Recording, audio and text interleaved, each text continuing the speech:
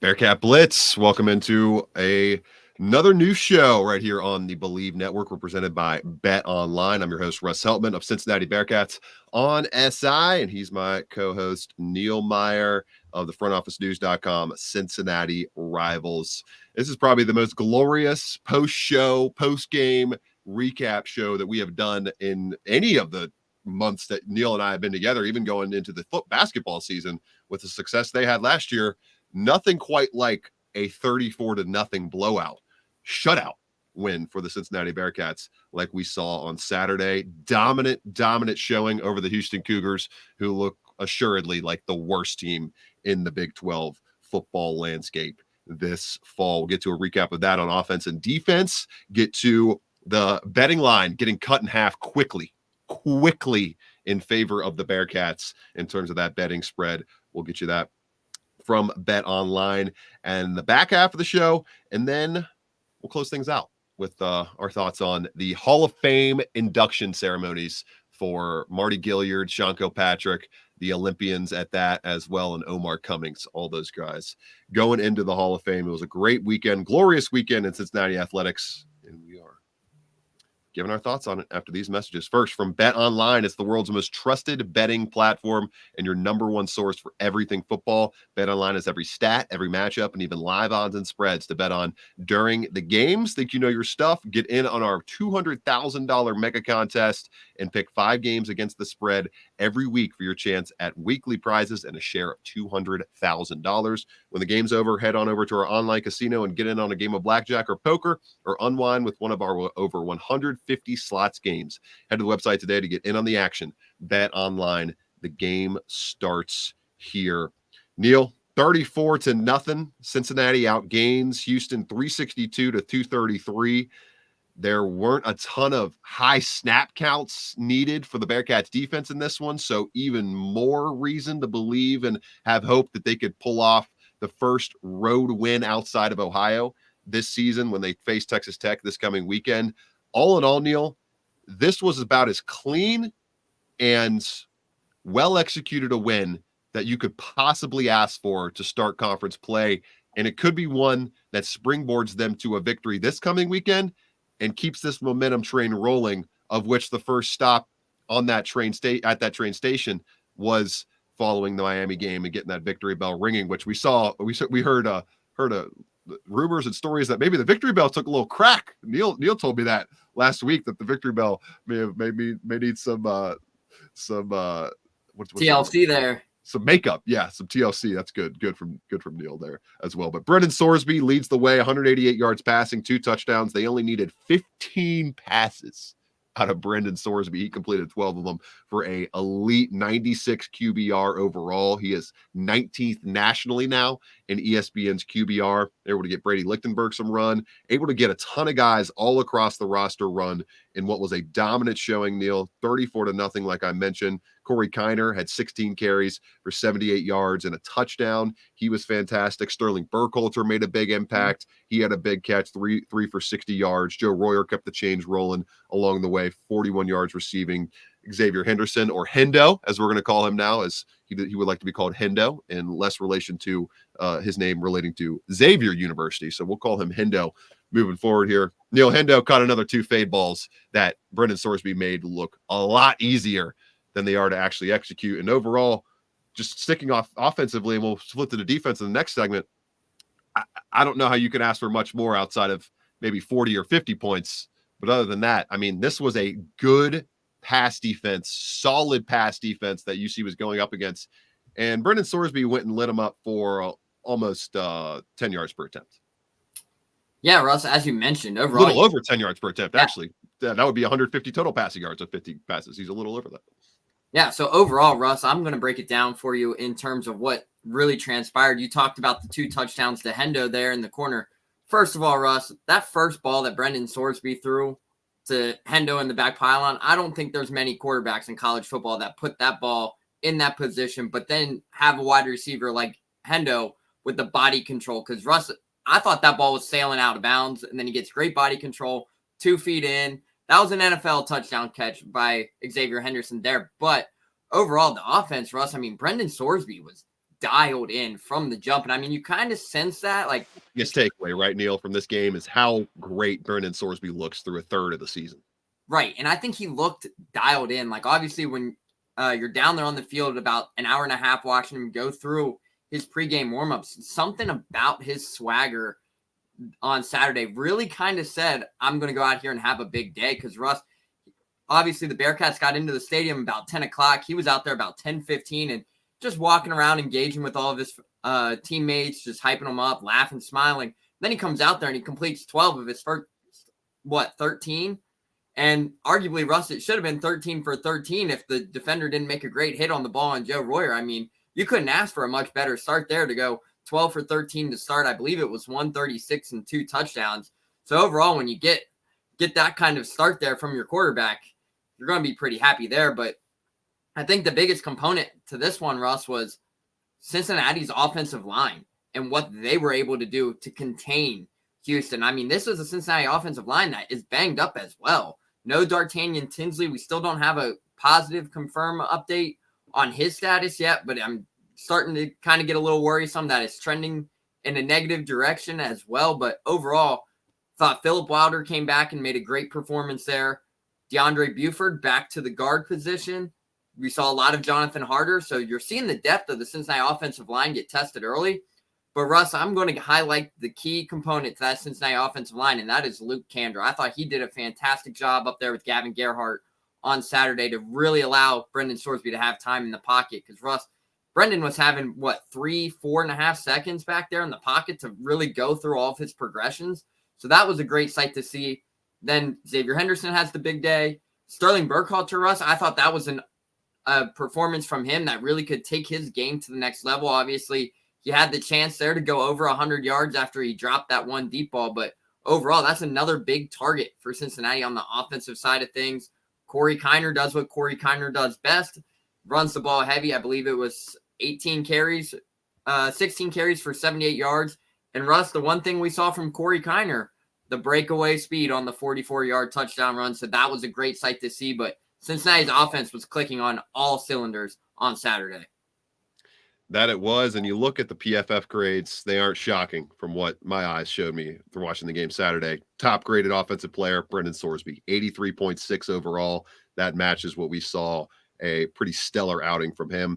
And then you got Chance Williams, 75.7. Devin Zahersky, young guy, 75.4. Gavin Grover, young guy, 75.4. Sterling Burkhalter, like we mentioned, young guy, 75.2. Hendo at 75 overall. And then Luke Kandra at 74.1 overall. Just a strong showing from most of the offense on Saturday, and a lot of things that they can continue to key on and take forward into this matchup against Texas Tech. We'll take a quick break here and we'll get to the defensive side of the ball. There's plenty to talk about when you put up a donut. And it's a Monday filled with donuts for the Bearcats football team, because Brendan Sorsby told us in the post-game press conference that he was going to be getting donuts for the entire team after they posted the first shutout for UC since 2018. And if you've seen social media so far on Monday, you've seen those boxes of donuts flowing into the Bearcats facility, courtesy of Brendan Sorsby. It's nice when you got that NIL money. You can start to reward your teammates a little bit more often and keep those vibes even higher throughout the season than you would on a regular college student salary, which is obviously nothing. We'll get to more things that are paying our salaries right here on Bearcat Blitz.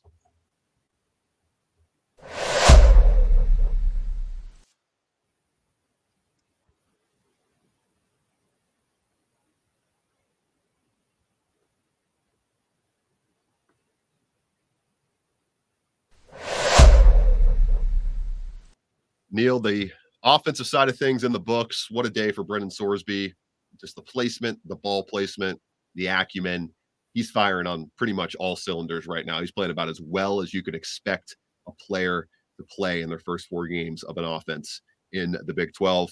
And man, how about Jared Bartlett in this defense? Jared Bartlett, in the final kind of opportunity for him to make his mark in college football, he's playing outstanding ball, Neil. And he was a big reason why this team held Houston to 0 points and pitched a shutout for the first time since 2018. Just 233 total yards. They had 141 yards rushing, 92 passing yards allowed in this game, just 73 to starter Donovan Smith. And 52 of those came on one play.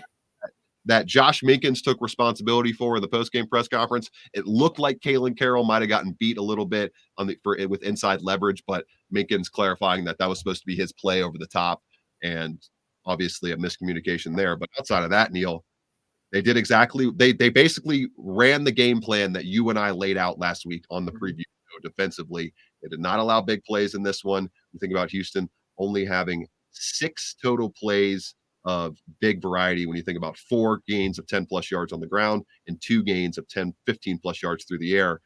Just 1 of 20 plus yards, and that was the Donovan Smith pass to Joseph Manjack down the sideline on Kalen Carroll. Overall, though, Neil, when you look at the numbers, it was just a stellar day for Jared Bartlett. 4 tackles, 1 pass breakup. He was all over the field, really good in pass coverage. Jordan Robinson had a nice day in run defense. He forced a fumble out there. All in all, Jake Golday, speedy all over the field. Antoine Peak Jr. showing why Cincinnati gave him a scholarship last year. He's been playing solid ball so far this season. Another 7 tackles, 2 solo on the day. Jack Dingle played a little bit better than we've seen him play throughout much of the season. All in all, Neil, this was the best defensive performance, hands down, by a UC defense under Scott Satterfield's watch. And it's a big reason why 24/7 Sports gave Tyson Veit their Coordinator of the Week honors for putting up that donut in this game. I really was impressed in this one, Neil, by largely everybody on defense, and there weren't a lot of bad performances to discuss. Yeah, Russ, overall, I think the importance of what happened on Saturday was, as we mentioned on the last episode of Bearcat Blitz, we laid it out that Cincinnati had to find a way to get to Donovan Smith because, Russ, I said it last week, Donovan Smith is going to give you a turnover at one point. And we said that heading into this one. Josh Minkins, first game back after missing the Miami game, comes back, gets an interception there on the opening drive. Russ, and let's make it clear to the fans, that's the 3rd straight game that Cincinnati has forced a turnover on the opening drive. So they are forcing turnovers, and that was a big thing here was when those opportunities come, you have to capitalize on them, and I thought they did a great job there on Saturday. Is it 7 this season so far? 7 turnovers forced? 7 turnovers forced, but Russ, I think the biggest thing on Saturday was we said they have to find a way to get to the backfield and make Donovan Smith's life just brutal back there. And you look down at the stats. It was 7 tackles for loss, an interception, 2 pass breakups, and 2 forced fumbles for the Cincinnati defense, led by Jake Golday, who had 7 tackles. And Derek Canteen, Russ, I think that was a great, solid performance from him. I think probably one of his best games as a Bearcat. Despite only having 4 tackles, he had 1.5 tackles for loss and one of those big forced fumbles. Cam Wilson on the defensive line, I thought he had his best game of a Bearcat, maybe even of his career, finishing with 3 tackles, a sack, a tackle and a half for loss. That was the production Cincinnati was going to need, especially after taking yet another hit on the defensive line due to Kamari Burns being out, and we saw him on. How about Cam Rutherford in extended action in this game, Neil? He was strong. Yep. His best game as a Bearcat, 19 snaps, 75.4 PFF grade, 5th best mark on the defense, was huge in just stabilizing that front for Cincinnati on the interior. Yeah, absolutely. Cam Rutherford had a great day there up in the interior of the defensive line.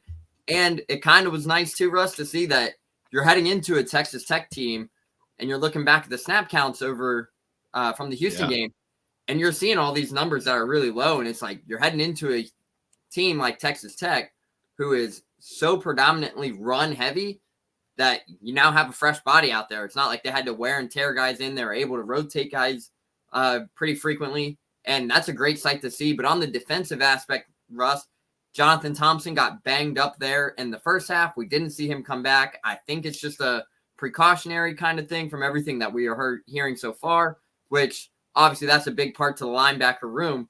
And then obviously Kamari Burns did not play on Saturday due to an injury. So overall, Cincinnati's defense continues to be banged up. But Russ, I told you on Saturday that the 7 key transfers that are starting there in this defense are living up to the expectations that they have had, to say the least. They are the transfers. I talked about it last week when we kind of were talking about the negative side of the weekend with them. I think it was losing out on I forget his name now. Mikael Skinner, losing the Mikael Skinner commitment. praise this recruiting staff and this retention staff, talent acquisition staff for how well they've hit the portal. It's been stellar. The fit and targeting ability for the staff so far has been really sound. I mean, almost all the top productive players are transfer players across this year's cycle and the first cycle under Scott Satterfield. So impressive stuff there, and an impressive showing defensively, Neil. 34-0, a complete shutout. And it's hard to start, it's hard to overstate how important a result like that is for this point of the Scott Satterfield tenure. No ifs, ands, or buts about momentum right now. No ifs, ands, or buts about it. And the fact that you had this momentum, Neil, while, thank you for pointing out the snap counts, getting all of that great work in for guys down the roster, and a 34-0 win at that. So just to mix it all together, while you have to go to a tough scenario road trip spot this weekend, on the road, national TV, in prime time, in Lubbock, Texas, that's not a great equation to be faced with, but it's a little bit easier. It's as easy as it can be, I would say, right now, given how well Cincinnati played this weekend. They set themselves up to have as easy as a test like that can be possible, going on the road and on a plane for the first time in this season with Scott Satterfield and his crew. We'll see how they can translate that 34-0 performance to the road matchup against Texas Tech. Get to that betting line and our thoughts on the Hall of Fame induction ceremonies this weekend after these messages on Bearcat Blitz, presented by Bet Online.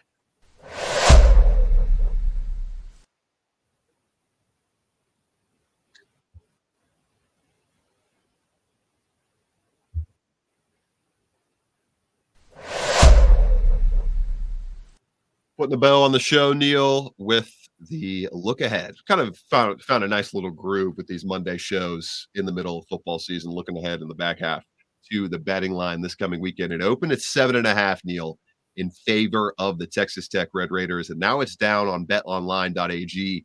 The +4 for Cincinnati and +3.5 at a lot of other books. So bet with Bet Online if you'd like to get the best number on the Bearcats right there as an underdog as we speak right now. Neil, this is largely, to me, a pick'em game, and it feels like the sports books wrongly misjudged that, and sports bettors are kind of punishing them with the line moving the way it is. I haven't dove into Texas Tech very much, coming off of a 30-22 win over Arizona State this weekend. I did see in the success rate metrics from Parker Fleming of Stats of War on Twitter that they were outplayed by success rate by Arizona State, a team you and I took a little lightly before the season that I think are not taking lightly anymore moving forward. So it feels like, Neil, another one of those tight coin flip Big 12 brawling matchups that just going to be about who wants it more, as Corey Kiner would say on Saturday. Yeah, Russ, as you mentioned, and obviously the betting experts had this game at a 7-point favorite in terms of Texas Tech opening up, and then they quickly changed the line. But overall, Russ, I mean, you look at a Texas Tech team, they're 3-1 in the conference right now, but their offense, everybody knows what their offense consists of. It's Taj Brooks just about whenever they can get him the ball. I mean, we saw it on Saturday versus Arizona State, 27 carries for 117 yards.